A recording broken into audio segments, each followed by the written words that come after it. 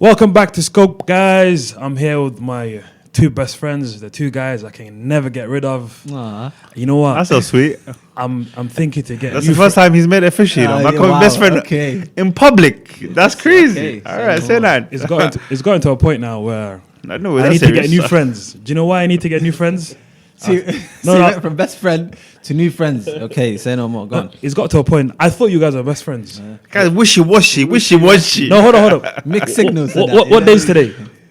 What day is today? Happy birthday, big man. Happy birthday. Okay. Happy birthday. Okay. Happy birthday. Happy birthday. Happy birthday. Happy birthday. Happy birthday, Dr. Jibril. All right, you know what? We can remain friends. It's all good. It's all good. Okay. Say no more. You know what? I'll resend the applications. You might just stay where you are. Don't worry. I'm still good. Maybe next year I might have to get new ones. Inshallah. Listen, I remember last night you were saying you forgot yourself. That's true. That's crazy. That's crazy.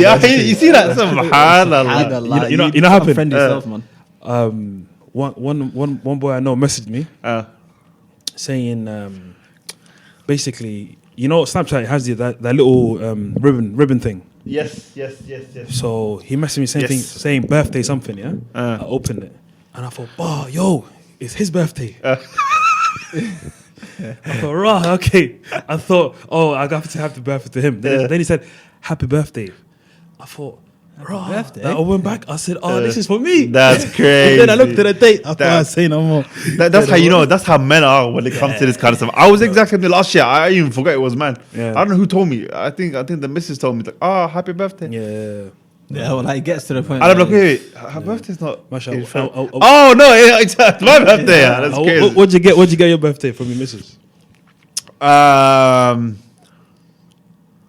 don't even remember, you know. But you got something though, innit? Of course, I got. You got something. Yeah. We don't get shit. Bro, we better remember each other's birthdays, bro. I've got enough important dates in my head, yeah. Add something else. Come on, man. It's too much, bro. You know what? Acknowledgement and du'as. You know what I mean? Inshallah. That fills the heart. You get me? Yes, sir. That more many more years of health, success, and Inshallah. prosperity. Inshallah. Come on. No, but it's. I don't even think men take it. Some men don't take it that serious, I think. Now, you know, it obviously it's cultural reasons. Obviously, a lot of reasons too. You have to get grow me? up with it. Yeah. And you know, for me, like I don't have no sisters in the yard, so maybe I don't know. Maybe maybe sisters, girls, you guys, they celebrate it. It's a big deal for them.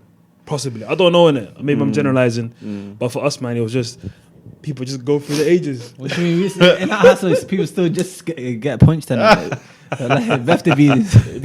Yeah, that's go through the crazy. ages. In 2023, you should get cancelled, bro. I'm not gonna lie to you. Imagine birthday bees. Someone should cancel this guy, How many birthday bees would I get though? Subhanallah. Let's swiftly move on. We're gonna punch it all day, bro. We're gonna get tired before he gets tired. Subhanallah. You know, that's one thing though. As you get older, but something else that as we got older, I kind of realized was public speaking, fam. What did you realize about it? It's starting to get a little better.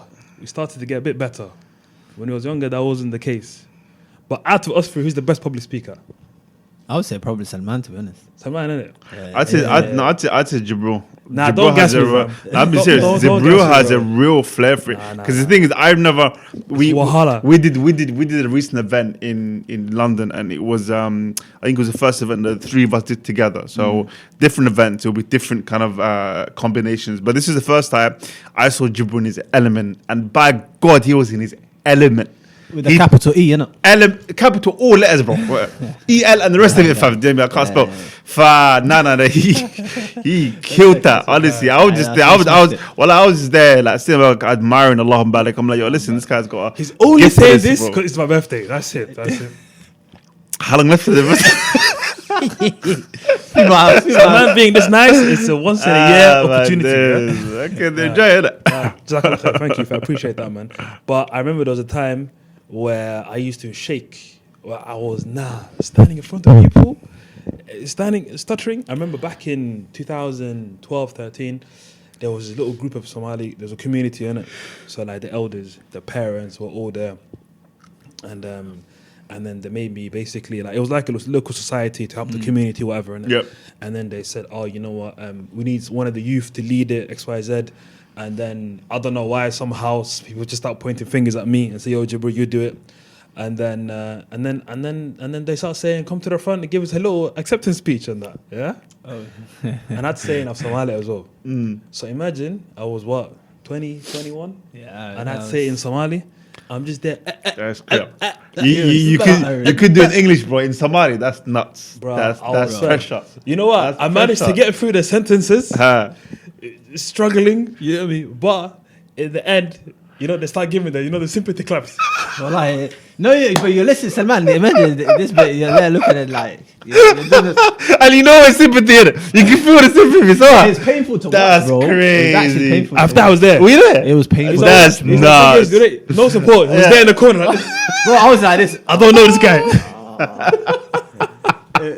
No, you know it's that it went beyond the limit of like let me be the support for him. Yeah. To me, it was atrocious. Oh my days. Dude, Oh my Horrendous, days. man. Absolutely horrendous. Oh, he forgot how to speak Somali. But I don't blame him. Do you know what I mean? Like public speaking plus like a language that you don't do public speaking in, it's difficult. Do you know what I mean? Of course. But it was like, of course. you know, and he had too much pride to just do the like acceptance speech in English. He's like, no, I can do it. I can do it I in can do it. Somali. Do you know what I mean? Yeah. Bro, that is a different skill. You know what I mean? Like, you start. That was what 10 years ago. 10 years ago now, bro. Alhamdulillah, you know now, inshallah, hopefully you get me. I'll be man. No. Listen, brother, Even in Somali. we've seen the progress. It's crazy. It's crazy. It's great. It's mad though. I think when you go about it first time around, it's always going to be scary. Your heart is palpitating. It's just doing. Tuk, tuk, tuk. You can hear your heart in your ears Everywhere. But, but you know the temporal artery just going. Tuk, tuk, tuk. You get me, and you're thinking to yourself like, "Nah, I can't do this. I want the ground to swallow me up." But I think once you've done it do it a few times. And then I just started to watch a few YouTube videos. So YouTube helps everything nowadays. Yeah? Oh, Yes. 100%. Just watch a few YouTube videos, cues, what's the best way to go about it. Then it starts becoming a bit more okay. And then I think the biggest thing is not to care. Because it was the elders and my uncles and everyone was there, it's like you care about the opinion of these people, 100%, innit? yeah. Because for the next years to come, they're gonna talk about the little kid that was in the front that Yeah, couldn't even speak. You get me? yeah. But now it's like it's got to a point where if you just do public speak, if you talk in front, but then you have the mentality of I'm going to say what I need to say and it doesn't matter, then it's like I think. But I think you had a humbling experience because the thing is, yeah. Well, like I said, man, you have to see it. It was crazy. The only problem is like his first public speaking Go on. experience was in Somali, bro. Like. I still think you will flop today because I would flop today. Like doing it in Somali, just because you can speak Somali does not mean you can give a speech in Somali. 100%. 100%. Like, I'll tell you right now, different. I listen, I've been doing this for a minute. Yeah. I do not think I have what it takes in me to stand there and do something in Arabic. I don't. That's big, bro. I can drop I will drop phrases. I'll drop sentences. I can do segments where it's just Arabic. But to do it from Alif Layat in Arabic, but it's khutbah. No, I can't. No, No way. I can't. No, When was that's your too first much. public speaking experience? So one of the benefits I had is that I did this stuff from early. So I remember the first kind of real exposure I had to kind of public speaking was... You went to Eton High School, no? Or something similar to it. Well, very similar. Our local one. Very, very similar. I went to a school that will remain undisclosed. One of the few redeeming factors about that school was the experiences I got that kind of molded me to who I am today. MashaAllah. Let's just say MashaAllah. One thing that we did was, I remember in year 8, we would give, like every week, we would do khutbah.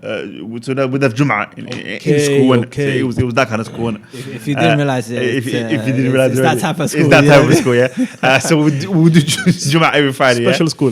Yes. So what would happen is, for the vast majority of the academic year, the people giving khutbah would be the students themselves. All right. Obviously, the teachers will do it now and again, but the vast majority of the year, we're talking about 80%. It'll be the kids. So from year 8, they would start, and I think from year 8, I would regularly start to give khutbas. And yeah, when you start doing that, a khutbah is obviously it is public speaking, and we just add a little bit of La ilaha illallah Muhammad Rasulullah, and of course, bit of flavor, a bit of Islamic flavor in it. But yeah, so that is public speaking, and I also did. I used to do a bit of acting. I was part of the acting club in school, and that kind of teaches you the skill sets. No, I didn't do debate. This guy, Salman Abdifatah, has had 15 lives. 100%. No, I didn't do debate. I did debate for pleasure. So like just the debate the teacher for pleasure, but not as a club. His whole existence is debating. Did you start your own debate club or something? No. What this, bro? I really and truly. Yeah, so no, that helped a lot. That really helped a lot. And then things like you duksi Quran class, when you would do things like recite in front of people, when you would lead salah, when you would go to competitions. So I used to do that a lot when I was a kid. I know you lot did as well. So all these things, performing in front of people, you just without realizing it, that is public speaking. You're just getting experience. Until one day you realize you're just standing there in front of a whole group of people, and it doesn't really faze you. You know what I mean? You're doing what you're doing, and it doesn't really faze you. So, especially leading salah as well, man. People don't realize that's actually a form of public speaking as well. That's techie. That is actually techie, man. Yes, you need the khushu', you need the concentration. You need to know. You start doubting the surahs that you memorized. You think, I read this on a regular basis, fam. What's happening now? It's performance. Is that performance anxiety? Exactly. Yeah. People don't realize that. What about you, Fatah? What was your first experience? I don't remember, to be honest. It is years ago. Maybe when I was 8 or 7, 8, 9. My dad's a teacher. Yeah. And he I think your environment creates who you are. Yes. And he always encouraged people to become public speakers because he was a public speaker, right? He always he was on not only on TV but he would give speeches, and he was one of them very extroverted, and that's all I saw. So when I saw that as a young boy, that's what you're trying to emulate. You know what I mean? Yes, of course. You're thinking, okay, you know what? That's somebody I want to be like. But at the same time, it was at home. My dad always used to say to us, even my mum, listen, this is your thing.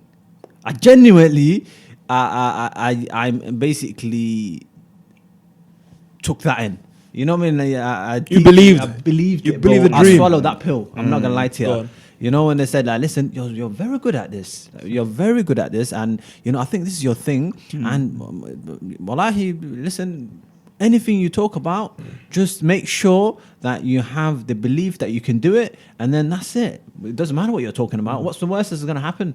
And that's what I took on from then onwards, innit? Because listen, if my parents believe in me, that basically means I'm untouchable. You know Facts. So I think I was very, very young, 8, 9. But then, like Salman said, you do in school. I used to do so many different speech activities, or debate clubs. Yes. Bro, these two man used to go debate club, man. I'm the odd one out here, bro. Nah, but you don't go to. It's not like something you go to. It's just because you're very good at chatting crap. Yeah, 100%. You're just good at chatting crap.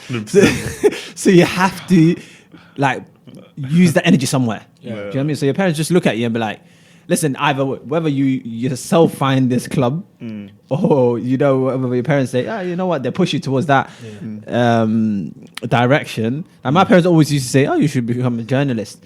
That's never a compliment in Somali household. That's not a compliment. Brother, let me tell you, yes, basically that's so bad, bro. They're like, when they just say it's another way of hawash off. You talk too much. Yeah, basically. Go on. No, I remember, yeah, because I didn't really do debate club. What I did do in college though was MUN. What's Now, MUN? let's speak about before you did MUN. Yeah. Before MUN was later in college. Was it? Yeah, it was actually. It was towards your senior year. Yeah, probably my senior year. Yeah, that's true. What did you do before that? You in casually college? thought, yeah. We're gonna forget this one.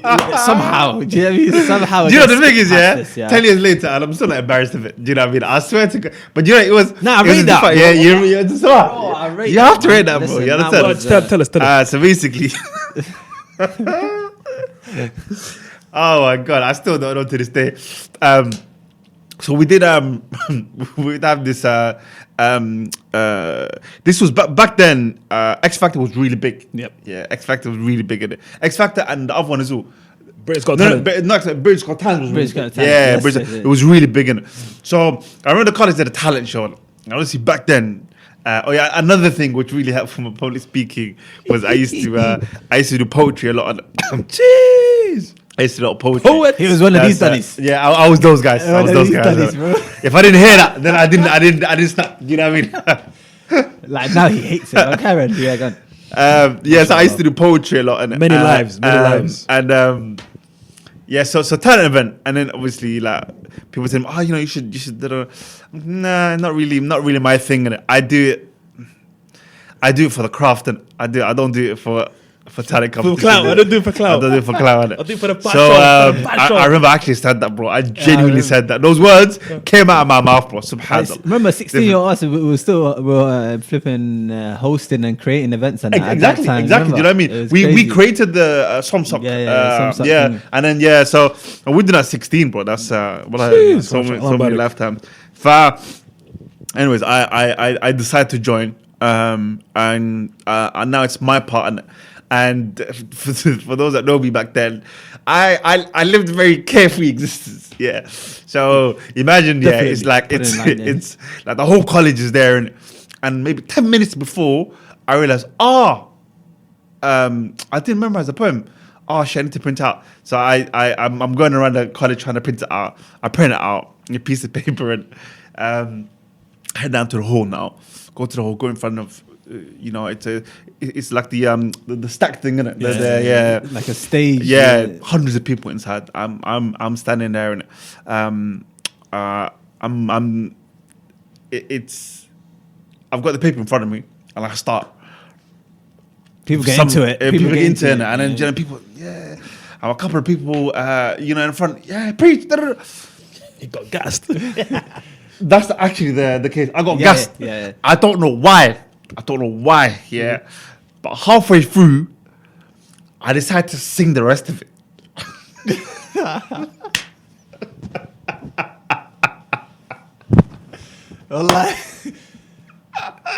Bro. No, it was not written to be sang, bro. It was not written to be like a. Do you know what I mean? Like a singing. I did not write it like that. Yeah. Somehow, I don't know why. I don't understand why. Till this day, so something in my head clicked. Like, oh yeah, you should sing it. So I started singing it. And all I'm hearing is all the man at the back in it, like hooligans in it. All I'm hearing in the back, is one half are hyping me up, the other half are crying from laughter in it. And I'm just looking back, and I decide to tune out the man that are crying. I just focus on the man that are hyping and taking it. And then imagine I get to the end, it's double-sided in it. So I flip it to finish it off, and I just see blank in it. And then I just look at it for a second, like, there's meant to be words here in it, because it doesn't end here in it. And then I realized, I didn't print out the other bits. There's 2 pages here. And then, bro, I'm there. All you see is this. Exactly. I'm the shifted left to right. And I realized, I don't have the other one. And I just look up, and probably imagine there's like 5 to 10 seconds of pin drop silence. Complete silence, yeah. I'm looking at the vice principal there, looking at the teachers there, looking at the madam there. I look at everyone, I'm like, oh, thank you. I just woke up, bro. I just woke up.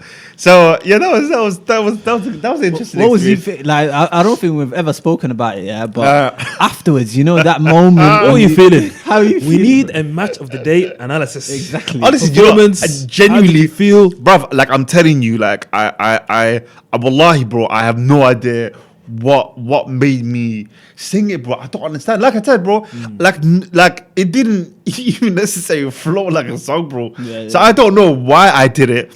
I don't know what seized me to do it, but I did it. And you know, depending on who you ask, some people that they call Neo, other people, other people were like, there's something wrong with you mentally. Do you know what I mean? So other people are like, bro, you're sick. You're actually sick. as in good sick. Nah. As in sick in the head. There's nothing positive about that, bro. Basically, because you notice it, like if you, were you there? what do you mean was I there, bro? What? Front row. Alright, cool. Tell me, was he hitting the notes? So, as we all know, Salman is Abu and Ibnul last minute. Yeah, 100%. Yeah. So obviously, I'm one of the organizers. oh man, dude. And so is Salman. Well, that took you like But Salman, obviously, at that point, I said to him, Salman, you've got amazing poetry skills. Like you're Allah Barik, you're a poet. You've got a way of words. Like I think you should perform. Like you should participate in this talent. He's like, nah, you should do it as well. I was like, bro, I don't have a talent. Do you know what I mean? I said to him, you. Yeah, you gassed him. Well, I gassed it. I said, you, bro, you've got. He's like, I say no more. Till today, I remember the poem, Mama Africa. You know what I mean? Mama Africa, remember that, bro? I beg you, drop at least 2 lines. Oh, I don't remember nothing. Go on, bro. I don't remember. I think if you go into your email, I found a YouTube. did you? I found a YouTube of it. Of your performance. Bashir Allah yarhamu. Allah yarhamu. Another part of my life, Bashir was my manager, and I'd go around the country, getting paid to do poetry performances, and he'd get a little cut, and because obviously he was driving my test, he would drive me, and you were an actual poet. Yeah, Poet. I got paid he for had that. that period. But, so I said to him, listen, you need to perform. So he's like, all right, but. So this guy's running around. So I was like, Salman, go on, like we've got half an hour left. And he was like, yeah, okay, I need to find a printer. So he goes to the English department and different. He's there looking for a printer. So he comes back. Yeah, he's got papers. I was like, you ready? He said, yeah. I was like, but have you do you know what you're saying? He was like, yeah, bro, don't worry, you know me, man. You know, right? He was a gas bag even then, bro. Difficult. Yeah, he's like, you know me, bro. Always ready, man. Don't worry. I was like, say no more. So I'm right at the front. You know where the VP, the vice principal, where all of these are standing. Me and a few others were standing there. Yeah. Like I could not believe my eyes because we're expecting poetry, and here he is, halfway through the poetry, it's going amazing. Wallahi, like I don't know what went through his head when he decided I'm gonna start singing the rest. Yeah, I'm thinking, what is this guy doing, bro? Wallahi, we were all in disbelief, like just looking at him, like, really? And then the worst bit is, the fact that he's looking for like. He's got 2 papers. Yeah. So the other one is completely blank. Yeah. Do you know what I mean? So he's there looking and like, oh shit. He looks at everyone, looks around. Like it felt like a lifetime, but it was like a few seconds. Of course, but 10 to 15 seconds of silence, that's a long time. That's Bro. a long time, bro. That's a long time. Then he smirks a little, yeah. He smirks and like, thank you very much. And he just walks off, bro. I was like, yeah, this guy's not normal. Wallahi, this guy's not normal. Brother, in life, you either play life or you get played. 100%. Do you know what I mean? You have to finesse the situation. 100%. People said to me that day, I thought that was part of the performance. I'm like, listen, listen, if that's what you're for, that's what you're for. Do you know what I mean? Listen. Well done. No, but you know what? That is a tantalizing story. Tantalizing. I loved it. Oh, Fantastic. I'm sure you guys know a brand new side to Salman as well. Don't worry, I'll sing for you later, bro. Don't worry, man. I'll give you some of those books. You know, I'll tell you one thing. Yeah, listen. Salman is more. Well, he was more confident back then. Yeah, I'll tell you that. More confident back then. Back then. Now he's calculated. I would say, and that's maybe because the older you get, you've got more to lose, innit? Yeah. But back then, bro, Salman, like you know when he's saying carefree to the limit, like reckless. Nah, it wasn't reckless. Okay. Nah, reckless is basically you regret what you've done, innit? Like it's things that madness. This was not reckless. This was that, And what? You know that attitude. It was that, So, but mashallah, you're very captivating figure back in the day. I have to say. So myself, inspiring figure. I don't know about inspired, but you know what I mean. I don't know if that's one of the words, but you know, it's because these two boys used to go to one college, and I used to go to different college. So, but then I would hear in the grapevine. You know, back in the day, there was no social media, or whatever, innit? There was a 5-day pass and yes, sir. Orange Wednesdays and Of all that. course. So I would hear like, yo, there's a new poet in that college. Is it? This guy. There are little rumors on that, guy, you know what I man. mean? Is he gonna come to our college to This perform? guy, fam, How so much is hard. it? Yo, Brother, I don't think your college at that time even knew what Poncho was, fam. Let's give him a buck, bro. There's a group of people, set people that appreciated that art form. Yeah, Let's just very say small group. Very small group. Yeah. But you know what? In that group, someone was very famous. Yeah, fair enough. But but I think obviously, at different stages in life, some of us were introverts, and I think became extroverted as time went on. Would you say? Yeah. Well, I think I'm still an introvert, to be honest. So. That is the biggest piece of biggest waffle I've had in my life. That's waffle with syrup and chocolate on top, bro. Like even Canadian maple syrup, bro. Straight from Canada. Straight waffler, bro. Man said I'm introverted. I don't even know what that means, bro. Wallahi, exactly, bro. You're actually insulting introverts, bro. I swear to God, bro. Yeah. You know, I feel like different people go through different phases. Yeah. You know, I think you can be introvert, but depending on the environment you're in, you can be an extrovert. I don't know. You know, like introvert to extrovert to introvert. They've made so many words, labels, and words now. It's mad.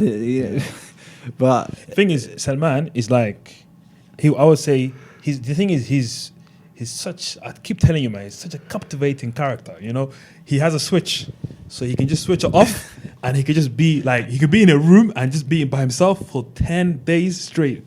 Or when he's in people, he could put a switch on, and all of a sudden, he's the main character in the room. Do you know what I mean? It's called adaptability. I can adapt. No, wherever you put me through, I'll adapt. I realize, Salman, I think people mistake being extroverted with not enjoying your own company. Ooh. Don't you think? Oh, that's a good point. Because just because you enjoy your own company and you can be on your own does not mean you're introverted. Do you know what I mean? Like it just means you enjoy your company, and if you're on your own, you're gonna have just as much fun as if you're with a group of people. And sometimes you need to be on your own to recharge, to have the energy to deal with people. 100%. We call it what? Social battery nowadays. Yeah. Social battery. I think back in the days we didn't know what the hell it was called, 100%. but you needed that moment where you're like, listen, I don't want people. But you know, I think like for me, I think when I was younger, I used to love reading. I would sit in my room, just read books, any type of books, from fiction, non-fiction, whatever. And that would be preferable to going out and socializing. Or I would be at home, video games, and that would be as opposed to going out and socializing. You get it? That was what I enjoyed. I don't think it was like social anxiety or whatever. It's just I enjoyed that aspect more type of thing, innit? But now, bruv, the last time I read a fiction book, I don't remember, bro. I might listen to an audiobook when I'm driving, but reading, sitting down, spending time and or playing video games, I don't remember. Where does that stem from, though? Where do you think that stems from? But man's becoming my psychiatrist, bro. I just want to know where you get free therapy sessions, bro. And how did that make you feel? The guy just turned on me like, yo, what is this? Where does it like? I don't know, bro. I think it's learned behavior. Look. He's becoming psychiatrist again. Go on. I think it's learned behavior. Explain. I think your environment creates who you are. So, for example, now, if I listen to, let's say, I listen to a certain sheikh. Okay? Yeah. And you're thinking, not my cup of tea. I like this other sheikh. Right? Your car broke down. And for the next week, we're commuting together. You're coming into my car. And that's the sheikh I always play. Right? Oh, on the radio. On the stereo. The first couple of days, you're like, it's all right, bro. Third day, fourth day, fifth day, when you're at home, you're thinking, "Oh, that's all right." It's repeating in your head. You're humming it. You're reciting after, and even when you don't know it, you're reading like him, and it just becomes like that. You're reciting with like him. Yeah. Recite. And I think it's the same thing. Like your environment creates who you are. So who you're around, what you've heard, like in terms of, oh, you're good at this, you're not good at this, and this is what you're capable of. This is not what you're capable of. Your comfort with the things you're not comfortable with. That environment creates who you are. And I think the younger you are, the more impressionable you are. Yep. Do you know what I mean? So that's why it's so dangerous to have certain people around you. The people that are negative, the people that drag you down. They're the kind of people that will always tell you what you can't do. Do you know what I mean? But if someone tells you, yo, Jibril, bro, you're actually amazing at what you do. Like you can actually give speeches. Like your public speaking say, you've got this charisma, aura, this ambiance, blah blah. You'd be like, yeah, actually, bro, I agree. There's something called the law of conformity, where if there's 9 people doing something, you automatically conform to that over time. And that's, I think, the Prophet ﷺ, he talks about in terms of who your friends are. And you are who your friends are. You are who your friends are. And then talking about, the oud shop and working the coal and, whoever you are around, the blacksmith, whoever you're around, it's what you become. So I think a lot of people think, there's an element of, this is who I am. Like I prefer reading books, but I think people don't understand that public speaking or being an extrovert is a learned skill. The more you work 100%. On it, 100%. The better you get at it. Mm-hmm. Yeah, no, it's as well. I think. Do you think being shy and introverted are they mutually exclusive, or is this like are they similar, or what do you think? Oh, I have another question as well. As a man, like in the world that we live in today, in terms of being a go-getter, in terms of like trying to do whatever you need to be, is being shy disadvantageous? Like, will it limit your opportunities? 100%. Yeah, go on. Tell me your reasons. 100%. Well, firstly, so what question? You answer first. Yeah. Well, the first part, which is difference between shyness and being an introvert. Yeah. See, shyness is, I think, misunderstood sometimes. All right. And shyness can sometimes be interpreted as lack of confidence. It can be interpreted as, inability to, mingle with people, communicate, all that kind of stuff. That's not really the case. Shyness is it's a personality trait.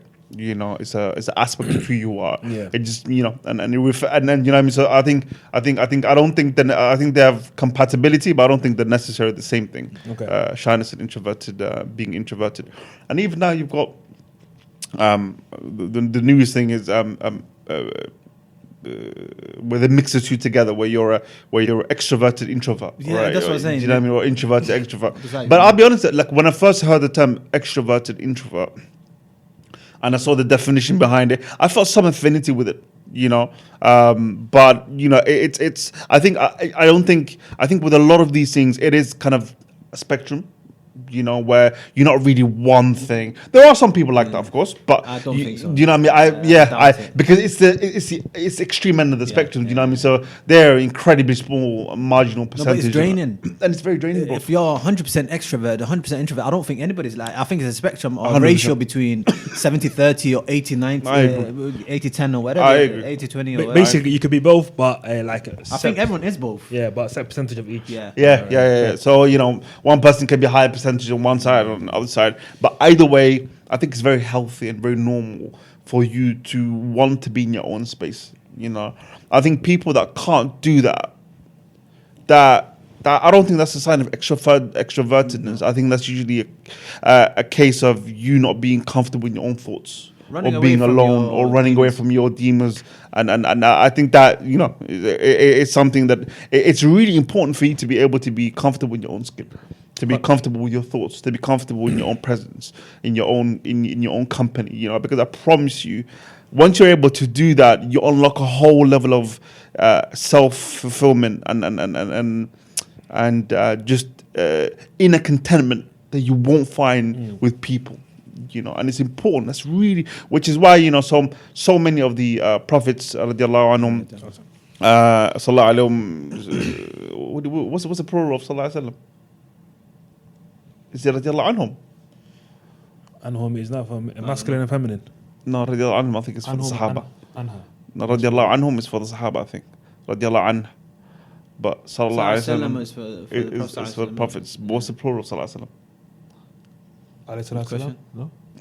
Failures. All these men went to Duxi for banter, bro. For banter. Anyways, this is the Arabic speaker. This is let's continue. these are all. Do you know what? I'm gonna forgive for the sake of Allah subhanahu wa ta'ala. I'm gonna move on.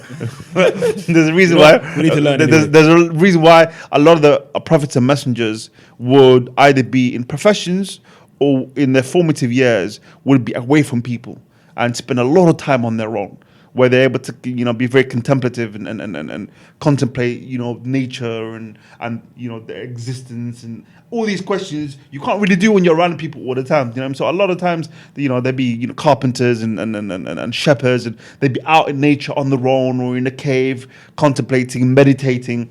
So that stuff is really, really important in order to figure things out within yourself.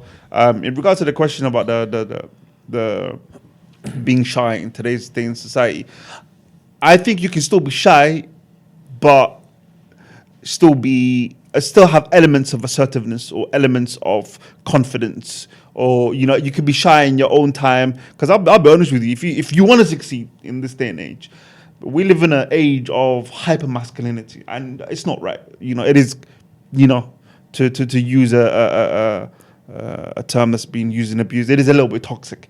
The environment that we're in.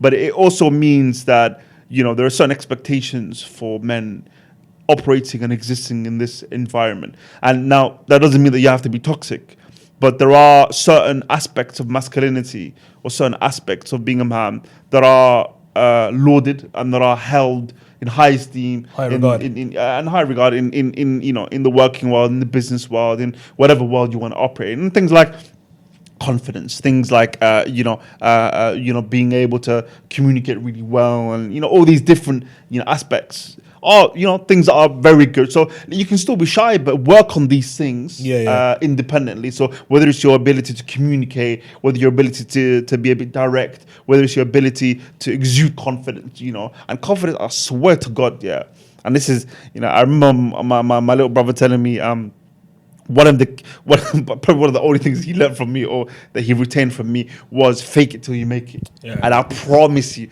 nothing. I'm not gonna lie to you. I was a little bit like, all the things I told you, that's the only thing. But Joe, listen, he internalized that. He internalized that, and now he's able to operate, in spaces and in capacity where, people from our background aren't really expected to. So genuinely speaking, fake it till you make it. You can trick your mind into believing that you're confident about a situation or that you feel, assertive about a situation. And without you knowing it, you do become that. Yeah, 100%. When you embody that and you tell yourself in your mind to do that, people perceive you as confident. Exactly. But I want to come back to that. What do you think about is not being shy advantageous for a man in this working world or in this world in general? I think I concur with what Salman was saying. I think shyness has got nothing to do with like being introverted or like how you carry yourself. You can be shy in certain aspects, but one of your biggest strengths has to be the ability to read the room, right? I think in every room, it takes a few minutes for people to make like that first impression on you, right? And one of the first things I was told when I was younger was handshakes are one of the most important things. A firm handshake? People mistake it. So, for example, now it has to be straight, right? If it's not straight, it's either going to be like this, which means I'm asserting a bit of dominance. If I'm like this, you're asserting dominance, right? Oh, right. Yeah. Okay. And the second thing is, you have to give as much pressure that person is giving you. If they're giving you 50%, you should give 50%. You have to match it. Match it. if you give more than what they're giving you, so if you give 50% and I give you 70%, it's intimidating. Yes, it's like, what do you want? Yeah. So now what I'm thinking about is that what kind of idiot is this? Who do you think you are? So already I'm making an impression where you're not a nice person. If you're giving me 50%, but I'm giving you 30, like, you're thinking, what? Who is this man? Exactly. Do you know what I mean? 100%. So like that firm handshake where you're just, it's like nice. Yeah.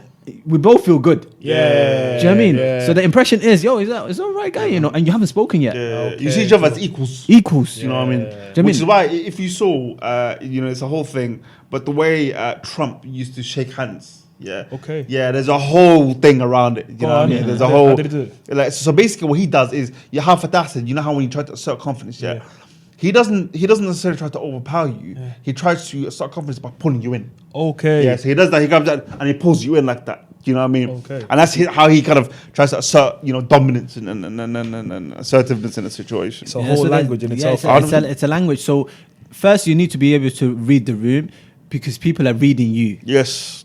Subconsciously, this is not something like people look at you like, who do you blah, blah. They're not doing calculation, but this is subconscious. Yes. You come in with a slight assertiveness, a bit of confidence, posture right. Yes. Smiling. There's a difference between now open-handed and closed-handed, right? So if you're doing this and if you're talking like this, people feel like they're coming closer to you, gravitating towards you. But if you're doing this, it's like it's more instructive. Yes. Do you know what I mean? Yeah. It's more like authoritative. It's like you do this and blah blah blah.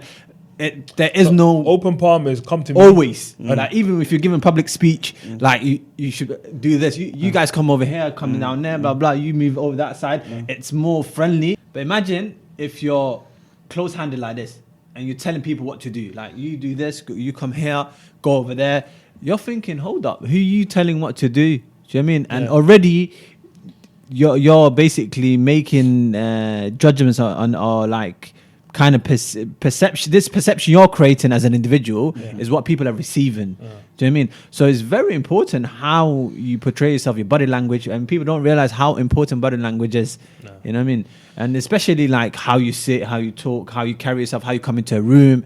All of that stuff is public speaking or public perception or how you carry yourself without. So you can say a lot without even opening your mouth, basically. Yeah, 100%. Basically, like with body language, you need to show like at least an air of confidence in the way you portray yourself. Yeah, as well. Yeah, fake it like Salman said, innit? Until you make it. I think that's the motto, you know, fake it till you make it.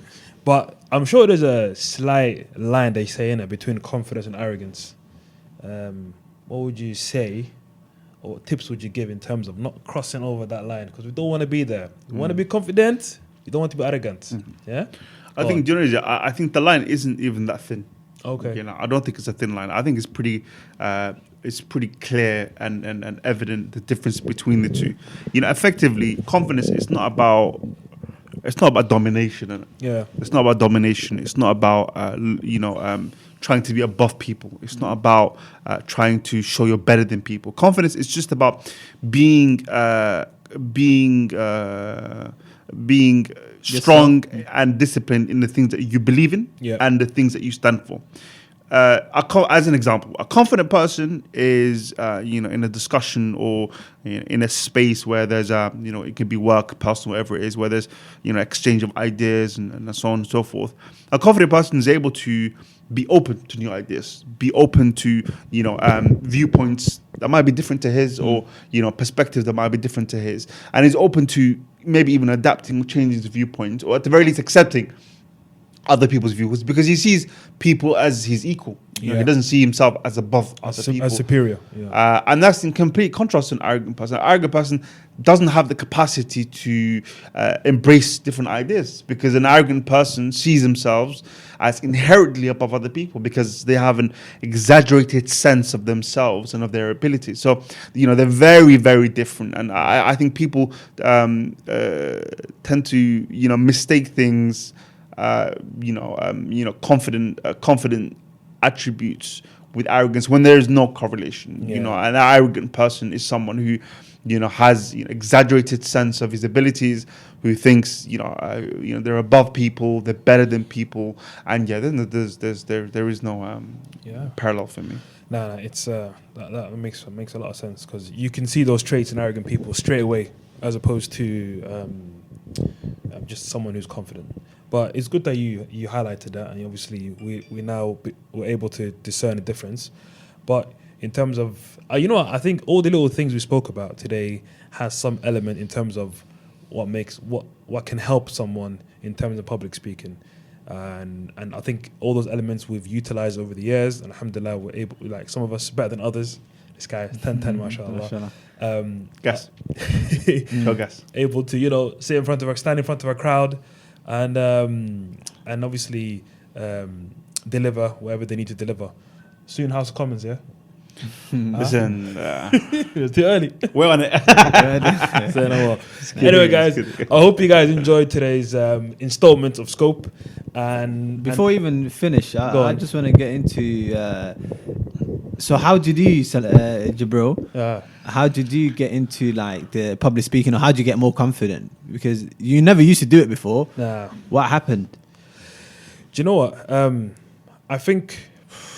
Bro, you really want to get into it? 100%. Now, obviously, since that experience when I was younger, and I had to give my own experience of standing in front of people, that was enough Somali. But as I went onwards, I felt like it has a lot to do with what I wanted to do in life. If I wanted to make a difference, if I wanted to portray something, or if I wanted to create a society.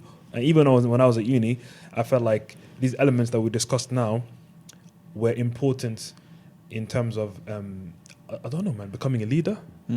Just trying to sometimes when you want things to be done, you got to do it yourself. You can't rely on others. Yeah.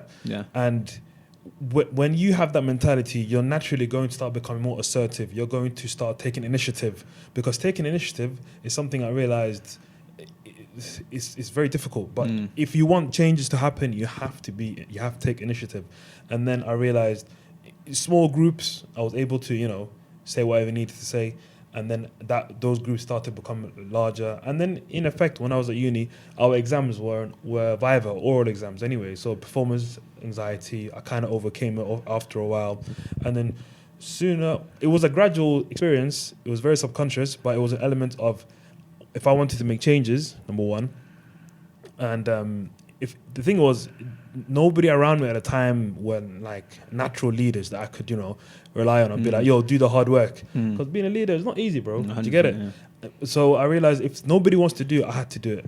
And then, so that coupled with the fact that something needed to be done, changes need to be made. And do you think you were more intentional about it? So like, I think some people it's just the environment they're in, and others it's more intentional. They work on it every day, or they make that subconscious decision where it's like, you know what, I actually need to get better at this. It depends. So if I knew tomorrow I'm gonna be a host of an event or something, I would maybe. But how do you get to that? So you don't wake up one day and say, I'm gonna become the host. No. Like, how did you get how did you gain the confidence? How did you, what was your thought process to get to the point where you think, you know what, actually, my comfort zone is to read books. Yeah. Right? Yeah. How did you go from that to tomorrow if I'm hosting? Like, it doesn't, there's something missing there. I was going to wrap up the episode, but I had to stick out. Nah, bro, because you listen, I'll tell you one thing. I was reading a statistic about 77% of people are terrified about public speaking. Yeah. Right? Yeah. People are more, people fear the public speaking more than death.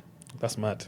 Right, so public speaking and public anxiety. Yeah, I was reading this and I thought, wow. So majority of people have public anxiety or fear public speaking. Yeah. So like, this will benefit them. Do you know what I mean? Like, it doesn't benefit if you like. Okay, I've always been an extrovert. I've always enjoyed public speaking. I've always spoke rubbish. Yeah. Do you know what I mean?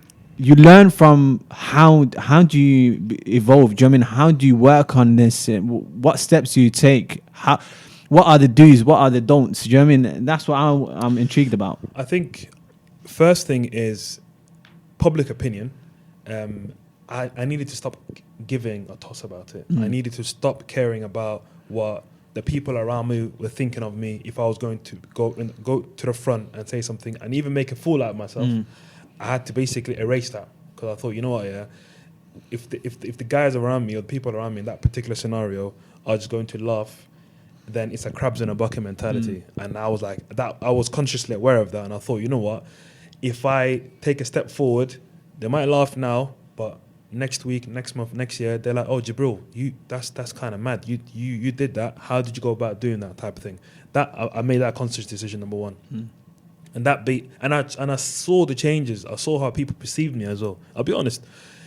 As soon as I start becoming like, it sounds mad, it sounds very cringy, but as soon as I started to be more confident or be more vocal and speak in settings, people, I don't know, respected me in a sense. Do you get it? Like people thought I knew something that they didn't. You know, them ones that you had a skill that they don't have. Yes. And then they kind of warm around you and they're like, oh, Jibril, you know, how did you do this? Or how can I? And I'm like, bro, like it's not a conscious decision. That I can't explain it. It's like, it's just, I didn't see it as a skill, but then I in hindsight, it was a skill that I took time to. You worked on it. I worked on it. Yeah, I perfected 100%. it. I went over it.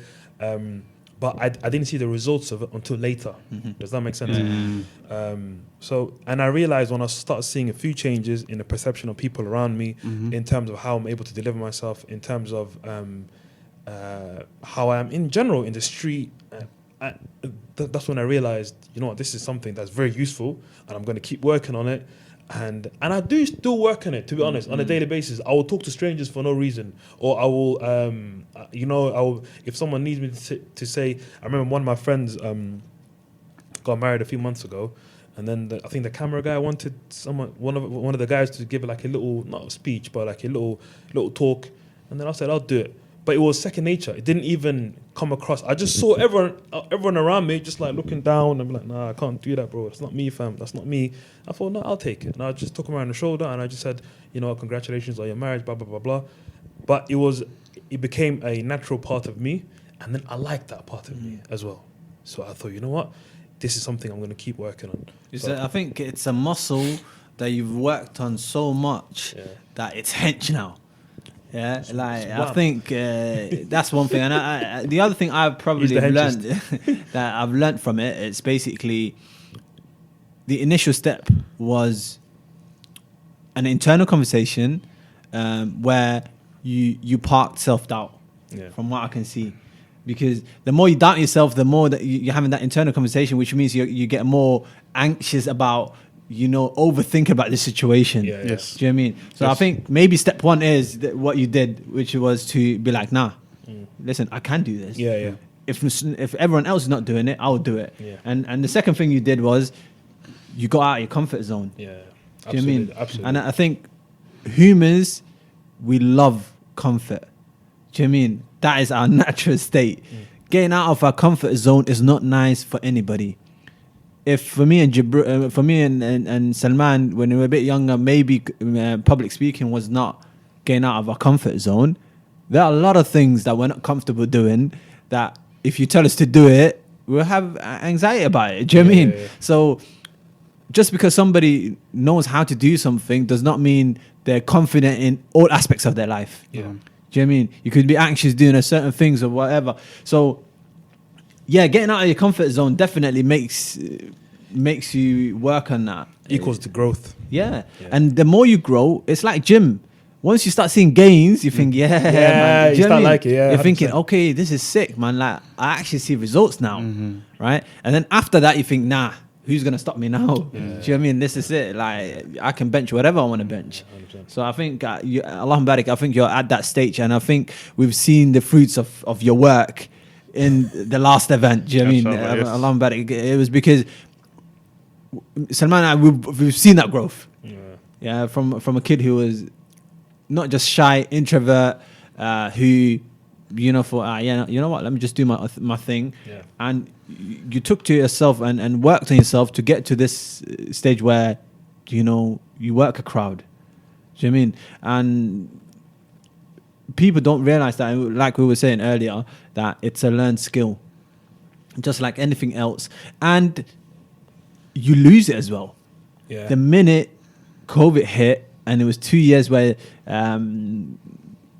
you didn't have, you know, that public interaction. Yeah. All of a sudden you start seeing you don't have the confidence you had before. Do you know what I mean? Or you think, oh, should I do an event? Like, what's the norm? How should I act? And I remember the event we did in March. The Health Scope one. The Health Scope one. Yeah. There were so many people thinking, I haven't been to like an event since pre-COVID, and people didn't know really how to act or what to do. Do you know what I mean? And it's normal. So you just need to understand that no one's born with this. Yeah, absolutely. You know what I mean? Some people were just lucky to be born in an environment where that was the normal. Yeah. Do you know what I mean? But nobody's born with confidence or public speaking or whatever it is. It's just one of those things where you have to constantly work on it. There are so many tips in terms of what you can do to become better at public speaking. Different people have different methods. But I think you have to just find your own method and dive headfirst into just doing it and stop overthinking it. And then you will naturally find what works for you. Do you know what I mean? What works for me doesn't work for Jibril. What works for Jibril doesn't work for Salman. Do you know what I mean? So, and that's how it is naturally. So I think that's the natural end of the conversation, probably. Yeah, 100%. I tried to avoid my bit, but it's never going to happen. After that caught me. But anyway, you know, that's a very nice conclusion to it. And you know what? I've learned a lot from these man. As I do, on a daily basis, on a weekly basis. And I hope you guys did too. And make sure, subscribe, like, comment, and give us your first experience in public speaking or embarrassing moments. You know what I mean? Anything, that'll be lovely. And also, we're on all platforms, as we said before. Wherever you're streaming from or whatever you like to stream from, we're there. Spotify, Apple Podcast, your dad's radio, we're there. YouTube, analog, digital. Remember analog? Yeah, DAB. You name it, man. We're there, man. Anyway, guys. And if you want to be notified of our videos whenever we do post, please do click on the bell and you will be notified as soon as we post. Bring. There we go. All right, guys. See you on the next one. Yalla.